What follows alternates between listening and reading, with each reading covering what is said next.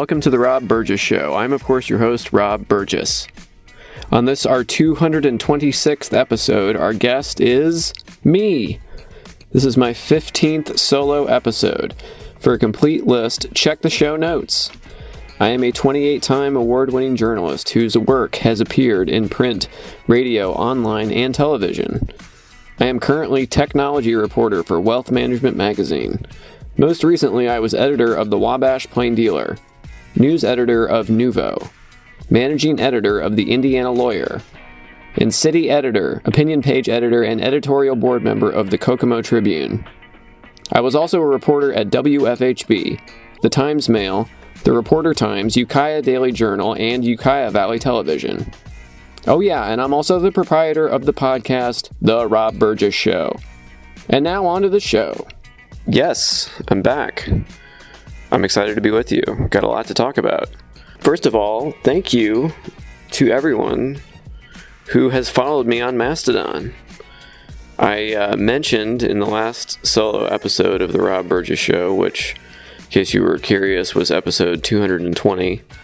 This is number 226. But on episode 220, I mentioned that I was, after almost 7 years, I was leaving Twitter, taking my podcast talents to the Mastodon situation, instance, server. You can follow me there at Newsie, NEWSIE.social/the The Rob Burgess Show, all one word. And if you follow me, I'll follow you back. If you like anything I do, I will probably find you and follow you back. If you respond, I'll follow you back. You can say something mildly critical and I'll still follow you back.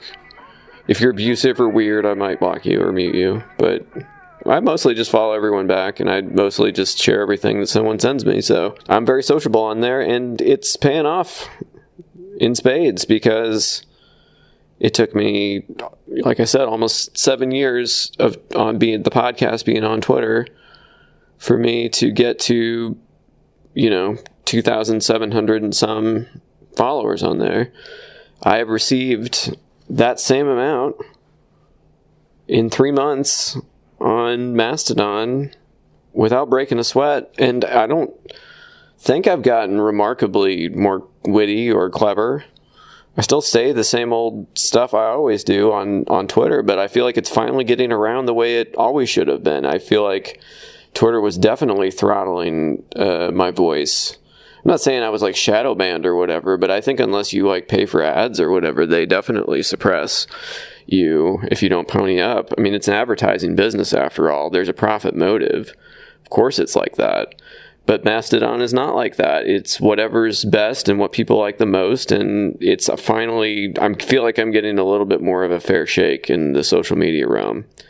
And also, I really like, as an aside, on Mastodon, there's no quote tweeting, which has actually turned out to be a great blessing in disguise, because I was even falling into the trap on Twitter of just hate following people and hate looking at their accounts and then like slam dunking on them whenever I thought I had something clever or quippy to say about, whatever mouth breathing, knuckle dragging thing that they had to say coming out of their mouth. Like I needed to be the one to like say something about it. No, you don't need to be the one.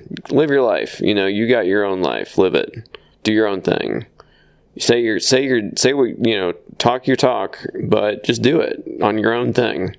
And I think that's been a great lesson for me. And I think it's actually cut down on my, scrolling. I don't really scroll the way I used to. I used to scroll Twitter, and I think, I wasn't maybe even conscious of it on the front of my mind, but it was just a slam dunk on people. Like I said, I'm just looking for who said the most ridiculous thing that I could just, totally, stuff them in a locker metaphorically for.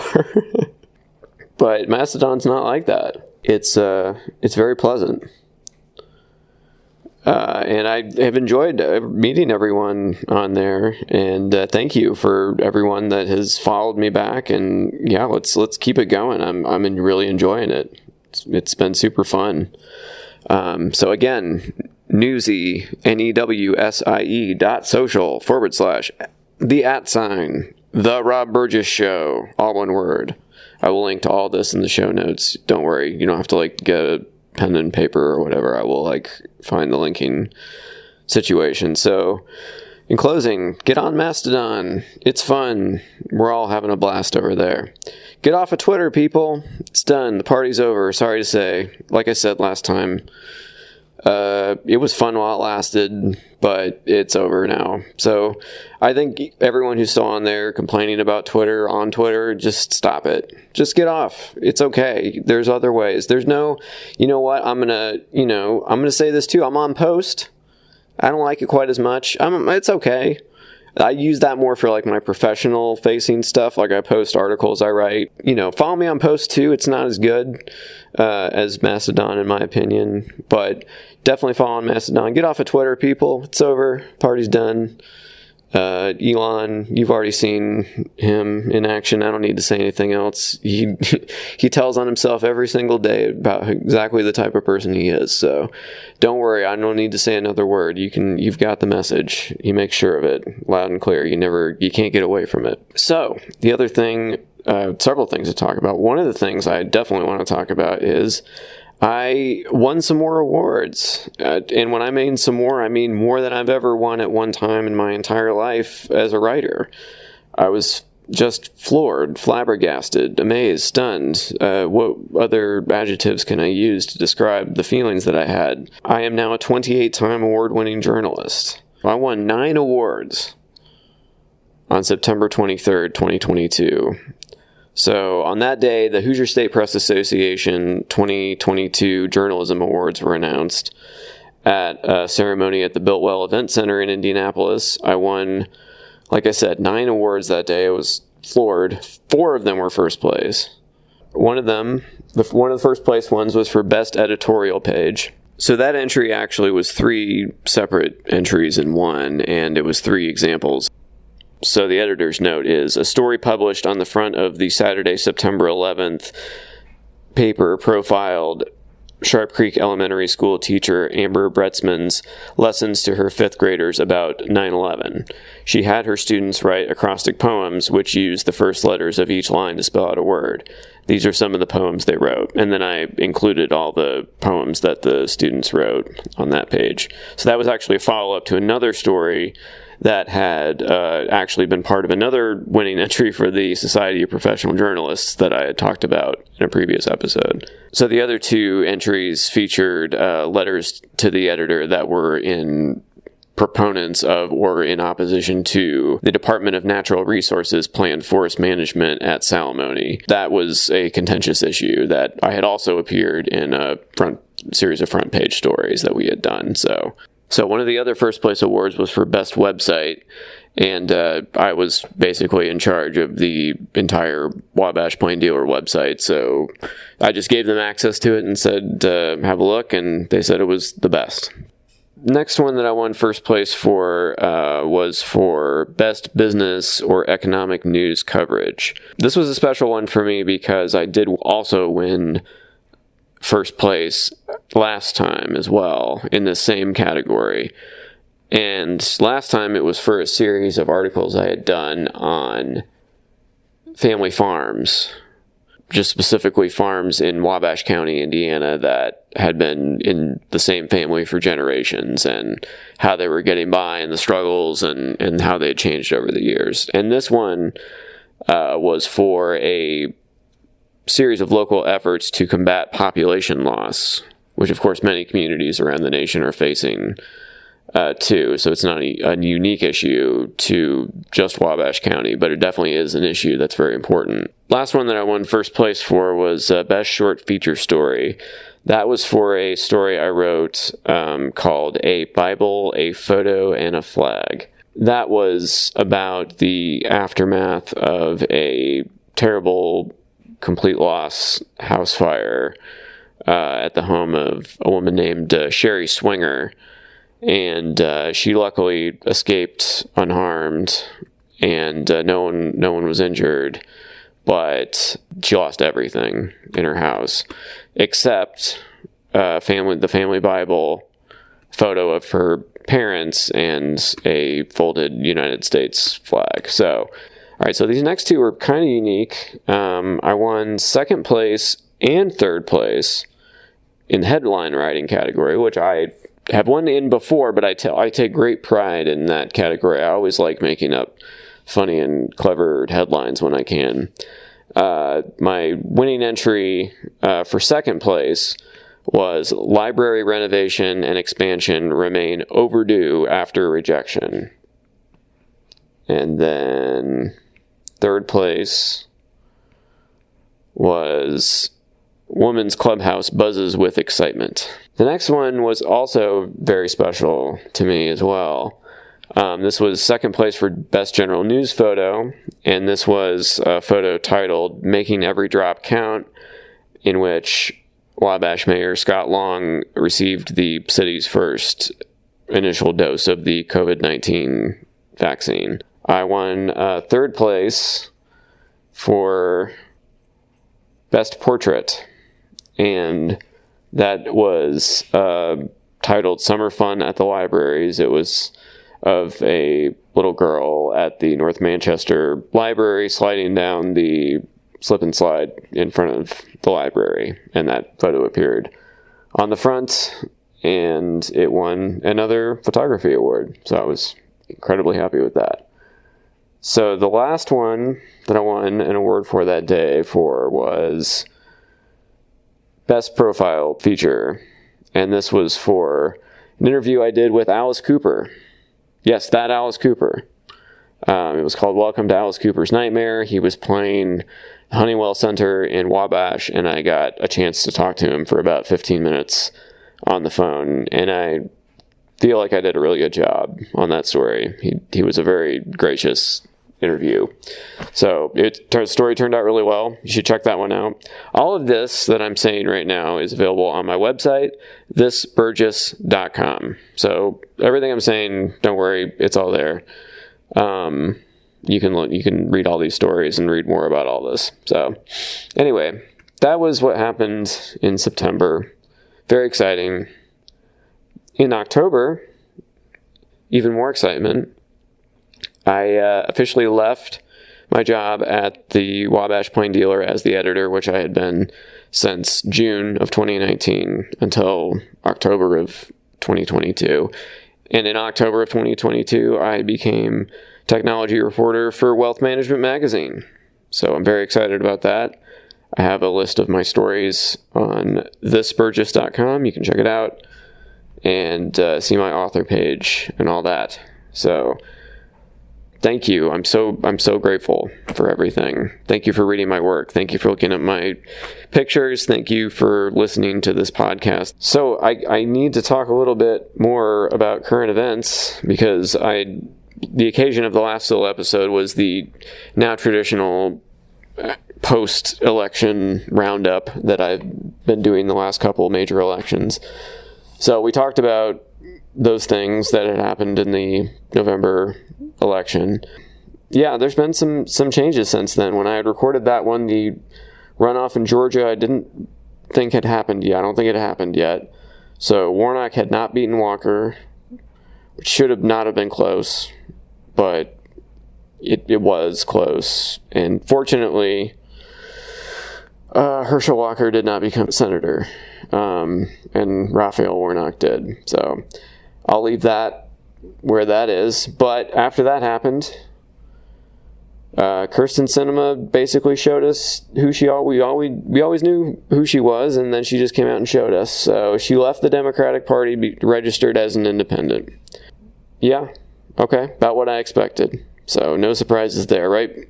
Anybody surprised? I didn't think so. All right, so that's that. Now, I do want to talk about something else that touches on something I spoke about last time. Now, you may have remembered, and I hope you did go and experience and read these and listen to these things that I recommended. So we talked about gerrymandering last time, and I spoke at length about the problems with redistricting in America.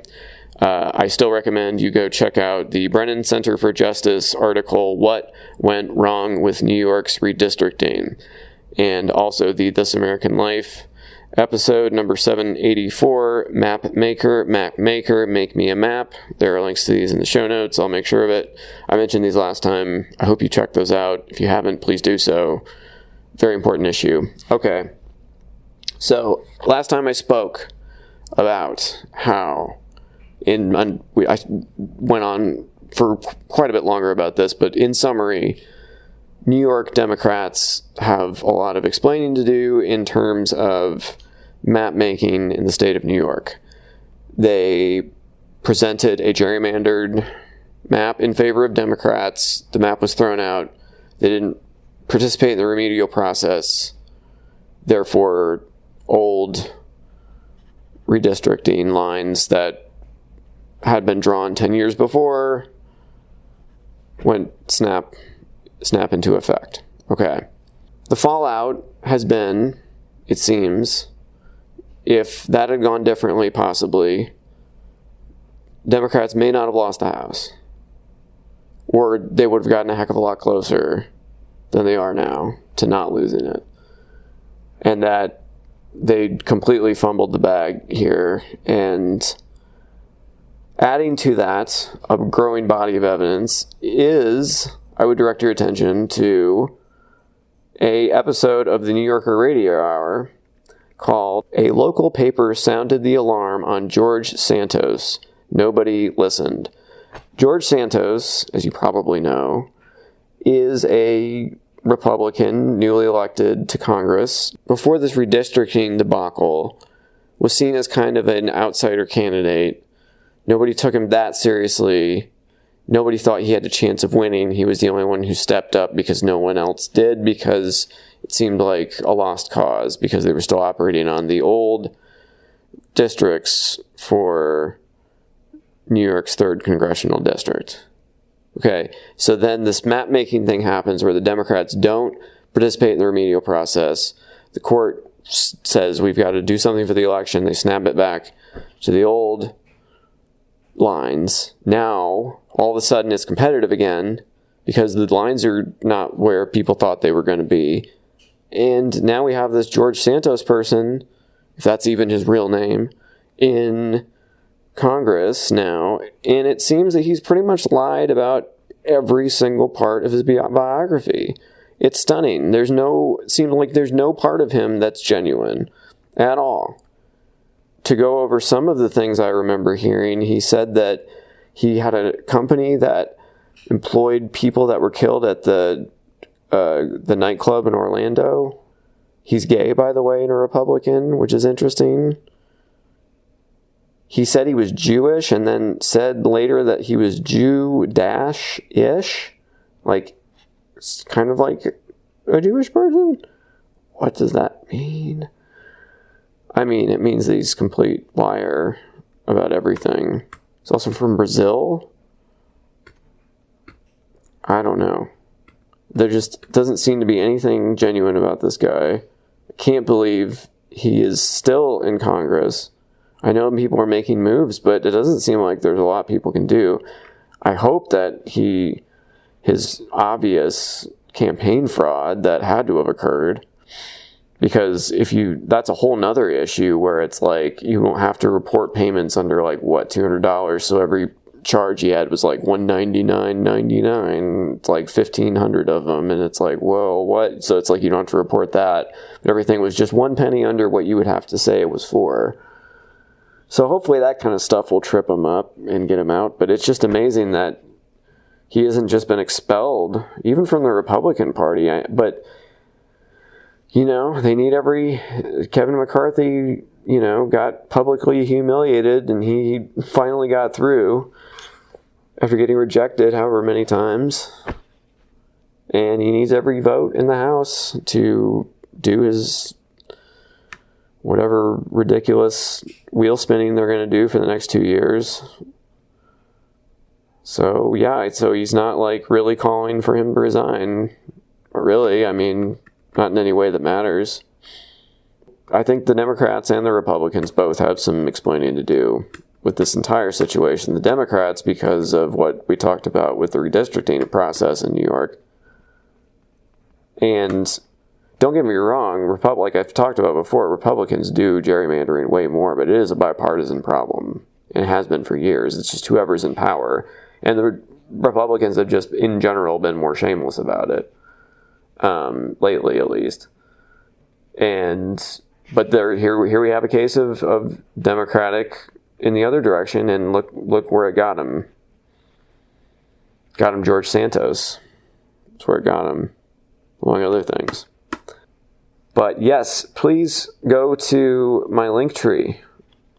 On a different note, my Linktree has every way that you can listen to and support and follow and like and subscribe and rate and review and just, generally experience the Rob Burgess Show in everything that it offers. Please join my newsletter. I said that last time, and I said I would do it, and I really will. And now that I'm set up on Mastodon, I'm going to focus on this newsletter, because really, getting myself up and running on Mastodon and off of Twitter has been quite a task. It takes a lot of time, because I do go back and follow back every single one of you that interact with me on Mastodon, just like I did on Twitter. So I do take it seriously, and that is, I'm pretty sure, part of how I built my audience on there, but just much faster on Mastodon. But that's been quite a undertaking. But I am going to focus on my newsletter now that I've got a good amount of support on Mastodon. Not that I'm always looking for more. Come on, join the party. Anyway, my newsletter, tinyletter.com/The Rob Burgess Show. Check the show notes, it'll be there. Check the Linktree, it'll be there too. Linktree is linktr.ee/The Rob Burgess Show. Tip jar, you can support the podcast via PayPal. There's a link to that on the Linktree. Subscribe, rate, and review on Apple Podcasts. Follow on SoundCloud. Subscribe on YouTube. Follow on Amazon Music. Follow on Spotify, Stitcher, iHeartRadio. Subscribe on Player FM. Subscribe on Android. TheRobBurgessShow.com. ThisBurgess.com. I already told you the Mastodon, but one more time. Newsy.social/@The Rob Burgess Show. Like on Facebook if you want to. I don't do much on there. I have one for my writing, kind of. I really don't use it all that much, but I'm there. If you're there, say hi. Mostly just newsletter and Mastodon. 2 big ways to get a hold of me. That's basically it. So, anyway, that's all I had for now. I've got so much more exciting episodes coming. Remember when I said that last time? And guess what? Had some great episodes since then. Right? You've been listening? Let's see. I just had let's go back through the list. I don't usually anymore go back through all the episodes, but just since the last time we talked, Governor Eric Holcomb of Indiana. Yeah. My wife, Ash Burgess, came back to talk about Christmas. My old coworker and friend, Dan Grossman from NUVO, now of Indie Correspondent, also has a book. Tom Maxwell, formerly of Squirrel Nut Zippers, was also on the podcast. Senator Todd Young of Indiana. Yeah, Governor Holcomb and Senator Young. Yeah. And that's just the last couple episodes. So when I say big things, I mean big things. So keep listening and support and tell other people about the Rob Burgess Show. I knew everyone talks about podcasts. Throw the Rob Burgess Show out there when somebody's like, "What podcast should I listen to?" Hey, just throw it out there. See what happens. Put it out in the universe. Anyway, thank you to everyone for listening, for reading, for supporting in any way. I appreciate you all. I'll talk to you soon. Take care of yourselves. Bye-bye.